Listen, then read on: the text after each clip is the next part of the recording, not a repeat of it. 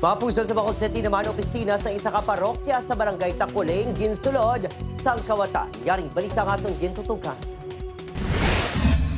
Bukas na ang pertahan kag nagalinapta ang mga papeles pati donation envelopes.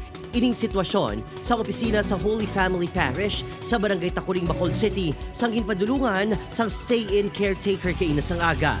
Natukiban kag ginsulod sa kawatan ng opisina samtang mahamuok ang katulugon sa mga bantay sa lugar. Nakibot gid ko sir kay hindi ko maghuna-huna nga hasta simbahan amon sinabala duay gid ko yan nag-expectar katama. Wala sang CCTV sa lugar apang sunod sa pila ka caretakers. Posible nga target sa kawatan ang donasyon. Wala sang gwardiya bangod nahamtang ang simbahan lapit sa entrance sang subdivision kung sa diin may unay man nga gwardya. Kapini sa kalibo ka pesos nga personal nga kwarta sa empleyada sang parokya ang nataban sang kawatan. Nalipay lang ko kay ang tanan ko nga income from Monday napasulod ko kagabi.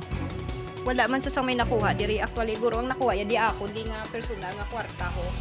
Nga kis abala second Sabado naga-order kami bulak. Bilang pagpangaman, nagtakod sang dugang ang mga suga sa palibot sa simbahan.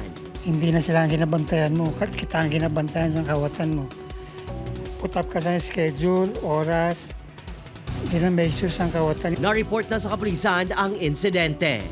May harap kitang i-increase natin ang visibility. Then, ang ating investigation na ongoing possible pag pangalap kita sa ibang ebidensya, another CCTV camera for identification of possible sa mga personnel na harap natin.